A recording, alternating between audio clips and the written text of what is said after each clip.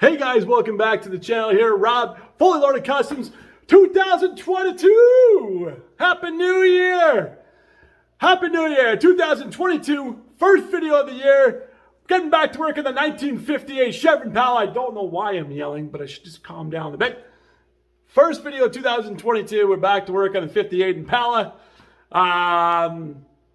We're going to stick around to the end of today's video.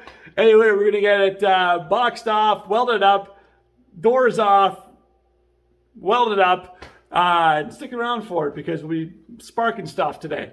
Anyway, but before we get there, let's first rewind the video to October 21st, 2021. When I first started filming it before work interrupted me for 2 months or so when I had to go to BC and do a bunch of work that I didn't want to do. Anyway, stick around. We're getting that 58 Impala welded up today. Hey guys, welcome back to the channel. Rob here, Fully Loaded Customs. Hey, today's video, we're going to be boxing off the body in that 58 Impala. So stay tuned. Okay guys, so first things first, I'm going to push this car out of the garage, make some room so I can get that 58 over here.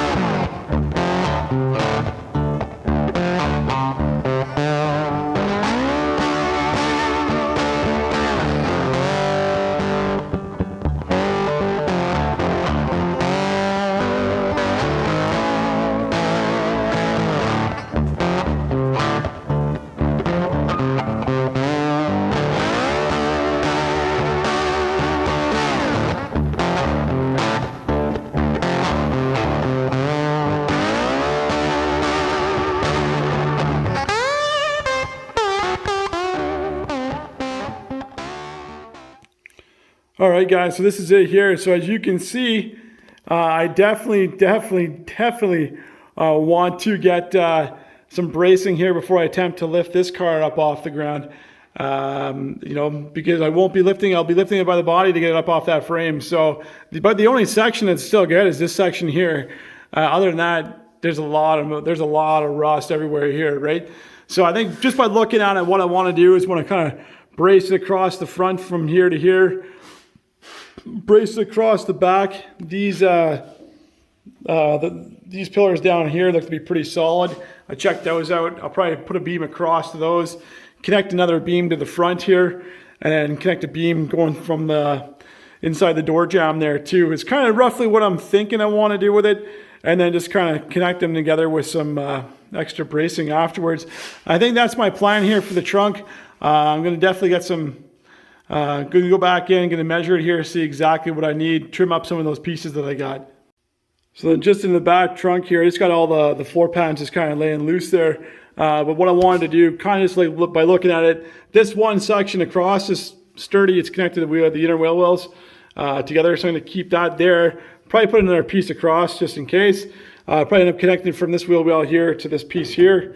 And then same with this inner wheel top here. I'll connect from here probably to this portion here, which is still pretty sturdy. So That's kind of the plan on the trunk, and then of course a beam straight across just to help support that as much as I can.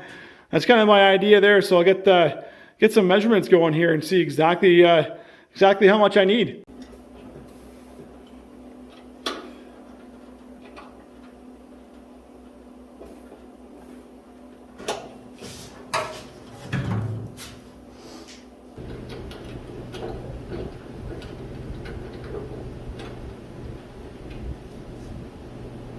There we go. And get that nice and tight. So, should be all set and get to tack that in.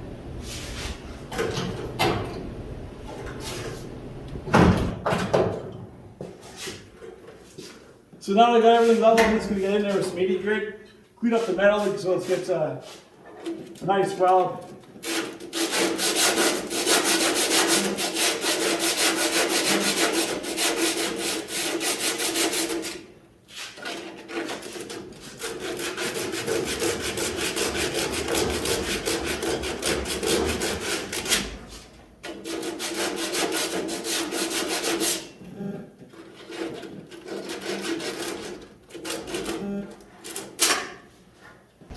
Cool guys, so this has been a long time coming. Let's get ready. Let's weld these support pieces in here. Get this car all boxed up so I can get off that frame.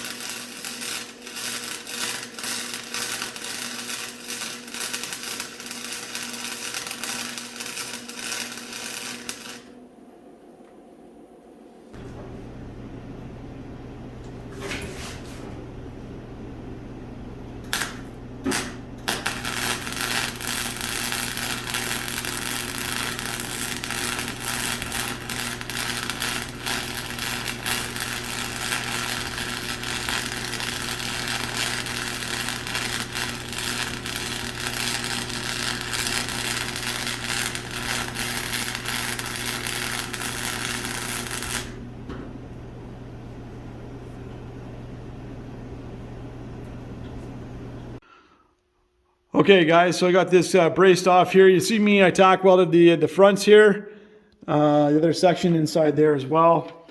The two pieces right in the center, right over there, that section. Same with this section down here. I've got those all tack welded here. It's a little bit different than what my design was originally. This is, I'm just gonna box it off, but I had some extra metal, so what I'm doing now, I'm just creating the triangle shapes. I got these two sections on both sides. I'm gonna weld that in. What that's gonna do is it's gonna give this section here a lot more support. Triangles are always a good shape to use if you wanna brace things up and create extra strength and stuff. So I'm gonna set the camera back up, get these two pieces welded in here, and I'm gonna weld in the door braces here as well.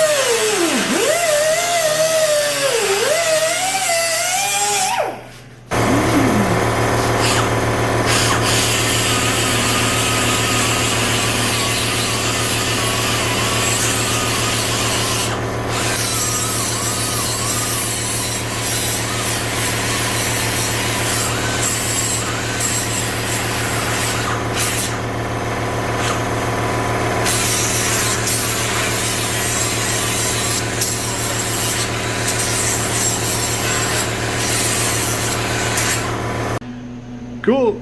All right, so I got my door pieces here, my door posts all cleaned up and ready to set and ready to go. So both sides over there. So what I'll do now, I'll just get this all tacked in and then, yeah, head over and prep the other side.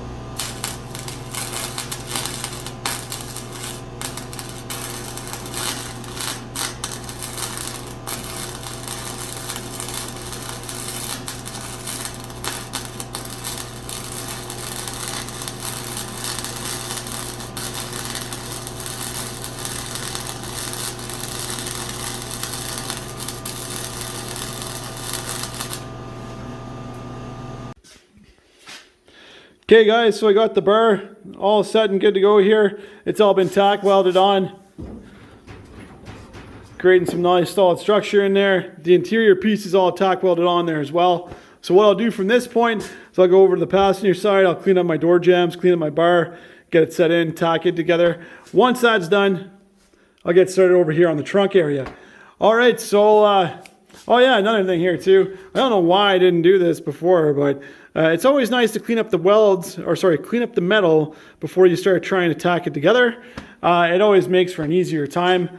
I probably got too damn excited to finally start working on this car, so I just started tack welding everything on without really thinking about it.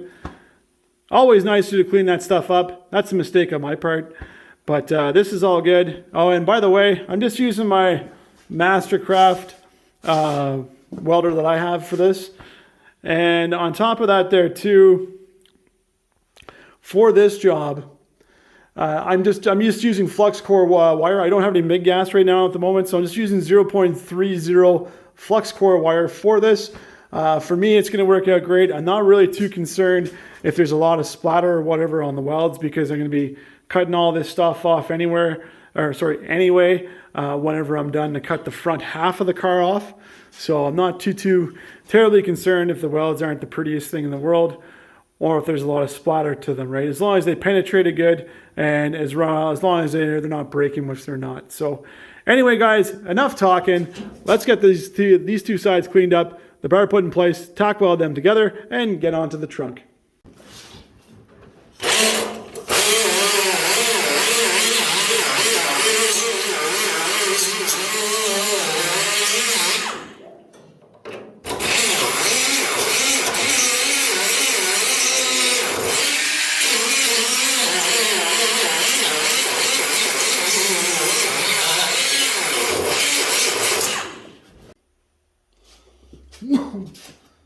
So it's always nice to clean up all this stuff whenever it's on the table. Like I said, I should have been doing this in the first place. But now that I remember, I'm going to continue doing it from now on.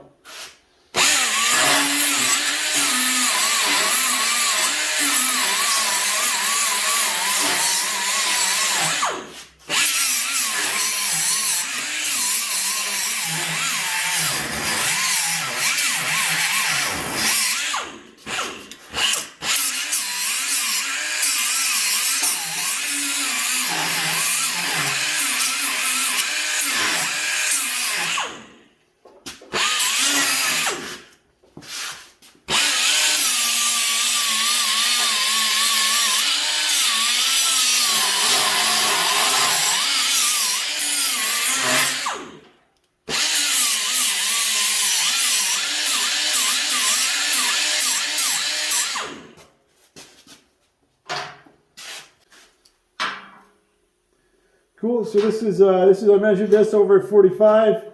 I'm just using a little screwdriver to score it down there on the metal. And hey, yeah, at the same time, I'll just show you guys this. Hey, so I don't have a vise or nothing in the garage here either at the moment, but I do got these two C-clamps, my welding table, just clamping stuff down. I don't have a chop saw either, so I'm just using my little cutoff tool wheel. Before, because I didn't have the vise and because I didn't have the chop saw, little things like that was letting me stop, or were stopping me from actually starting and getting started on the project. So after thinking a bit, there's stuff that I can make work in the meantime before I have those tools that'll allow me to at least continue and get moving forward on the project. So even little things like that, if you think you need to have everything, before you can even start, just if there's a project you want to work on, guys, just start doing it with whatever you have. And, by the time you get through to it, you'll end up getting all the stuff you need to finish your project. So I just want to kind of point that out. I didn't have a table vise and I didn't have a chop saw. So, I was letting little things like that stop me from, getting started on the 58. But anyway, just wanted to point that out. Don't let little things stop you from doing stuff like that. There's always a way to get started and get things going. So,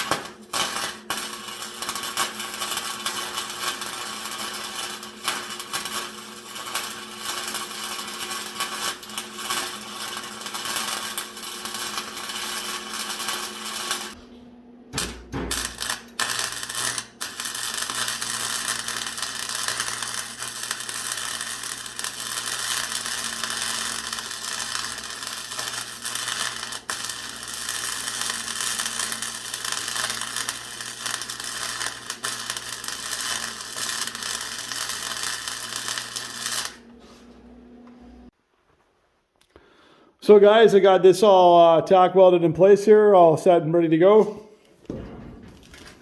She's all nice and solid. So from this point here, now that I got everything all braced up front, it's time to get into the trunk. But first, let's probably take these doors off so I can get them out of the way, and I'll have a little bit more space in the shop when I go to push the car back later on this evening. So that's what I'll do next, is I'll get these doors off. Once the doors are off, then I'll get into the trunk.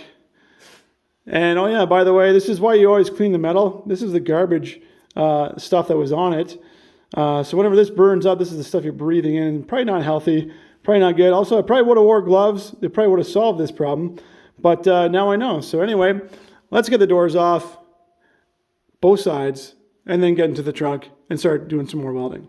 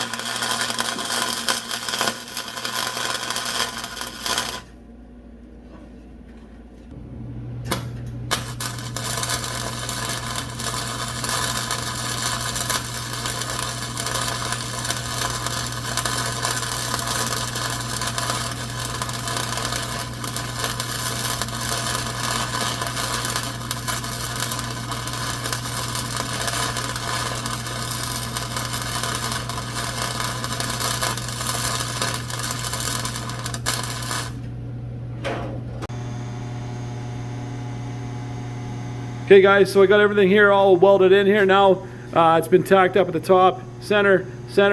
I also tacked it here, inside there, and the back here as well. Fortunately, whenever I was doing this section here, the camera wasn't, I guess it was not recording, or decided to quit halfway through.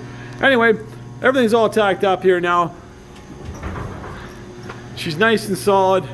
Car is going nowhere here when it's getting jacked up off the frame. Next up I want to get these doors off so I can gain an extra 6 feet of space in the shop, the way these things are sticking out.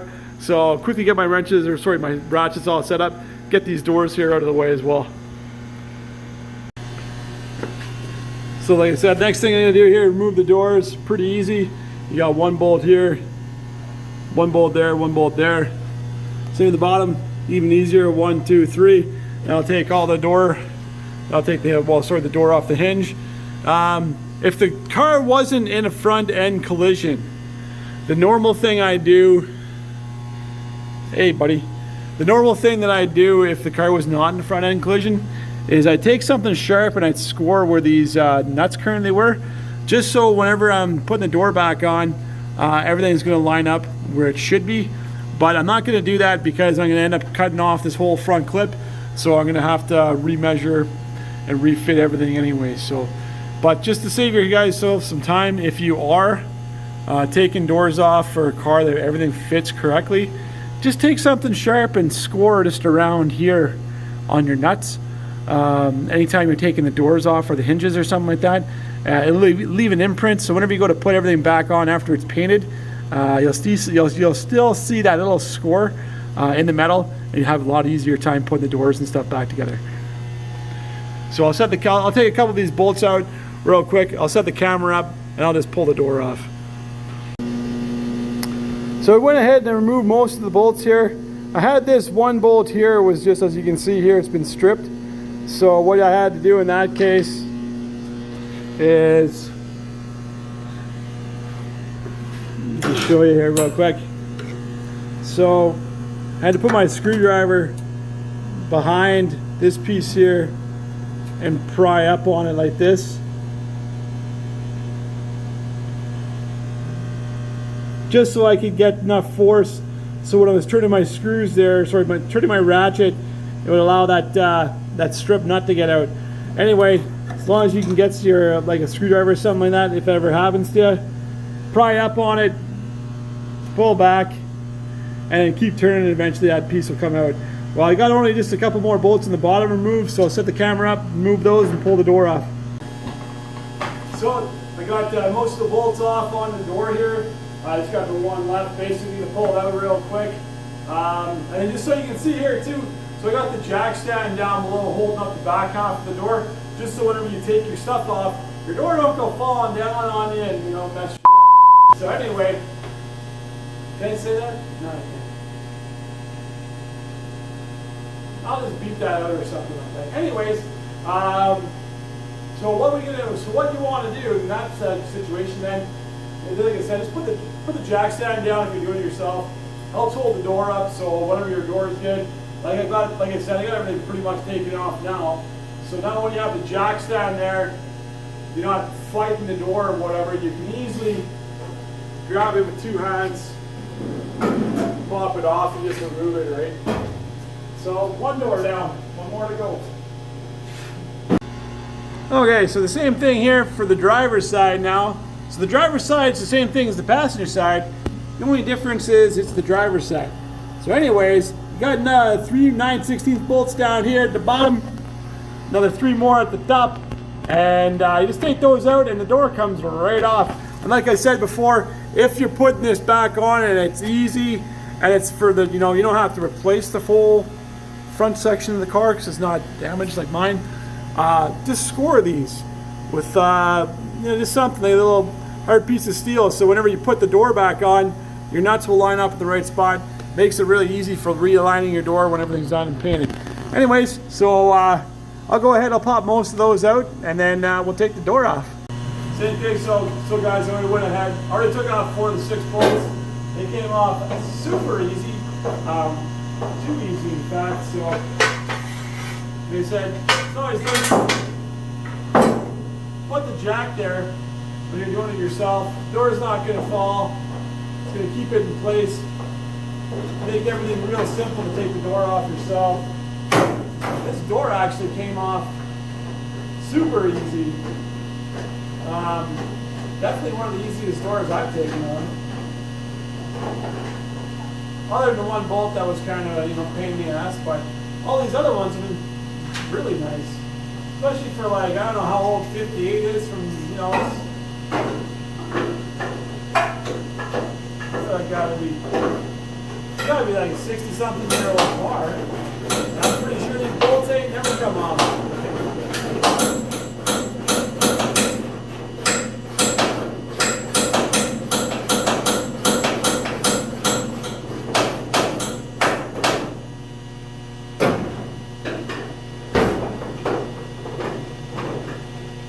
But that was there right there. Definitely make these doors. These ones are really light.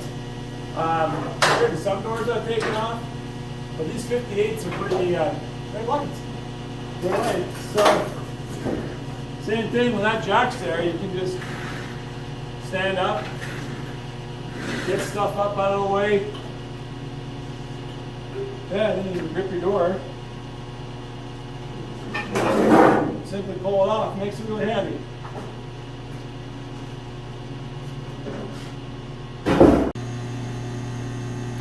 All right, guys, so got the doors. Doors are all off the 58 Impala now. Let's do a quick little recap. Got everything all welded up here. Tack welded, braced up here in the front. Beam straight across, did all the triangles for extra support. Come around to the back of the car. Go onto the trunk section there now. I got these beams, all the angle iron across the center section there. This section, like I said, you grab that, give it a shake. She's all nice and solid there too. So this is all supported here in the trunk again. Trunk's all supported. Come down the side. Got the door off. This is all supported. That's supported, braced. Everything's braced finally. So we're finally braced. Everything's all braced. 58. She's all solid here now. Next step to go is we got to get that car up off that frame, get that frame out of there.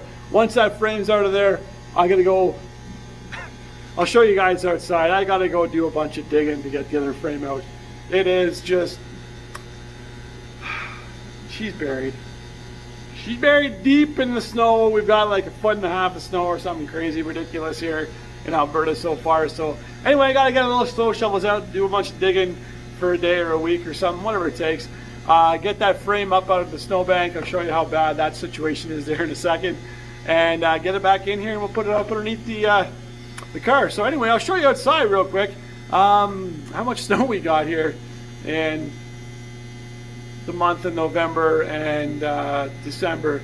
So December 30th there today. So I'll show you just how much snow we've got outside and what I got to do to get that frame back in the shop. Cool, guys. So like I was saying, the frame, she's just a bit buried in the snow right now. Probably at least over a good foot-ish, 1.5 foot maybe. There's a ridiculous amount of snow here for the 30th of December already. So like even if you can see on the 64 over there, that's just how much snow we've already gotten so far. There's quite a bit. So whenever I get a chance here, I'm gonna have to take an afternoon or a week or whatever it takes to dig all the snow that's on there. Get rid of all that snow so I can get the frame pulled into the shop over here, dig out all this, and then get it into one of these bays so I can get it, switch out the frames here. And you can see, even on the roof there, that's just how much snow we've already gotten here in Alberta. And it's a lot.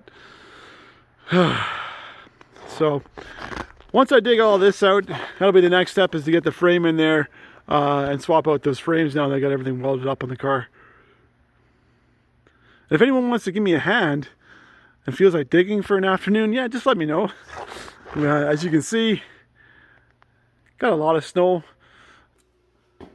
All right, guys, so that's it. Thanks a lot for sticking around today to the end of today's video. Finally got some work back going on the 58 Impala again. It's all welded, like I said. Next step, like I've probably mentioned, I don't know if I mentioned it 26 times or something. But anyway, I got to get that frame, the really bent one, out of the car, get the good one in and undug from all the snow we've had, and get it in the shop and get the car on it. Once that's on there, get this front end off here too. Cut it off, put the new one on, weld it all up, and then start working away from the front to the back. Put some new metal on this car. So, all right, guys, and then I don't know if you noticed it or not there too, but my look changed just a little bit here in the halfway through the video.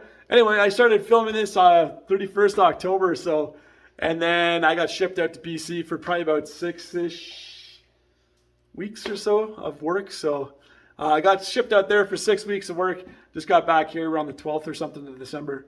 And finally got a chance today to get that rest of the welding done in the car there to get the trunk boxed off. I got a bunch of other videos coming out here too that I filmed in BC. I was fortunate enough to still have stuff to film while I was there. So I got a couple of classic car walk around fields, getting a 67 Impala quarter panel, a couple of those off a parts car out there too. So I got a video coming out of that.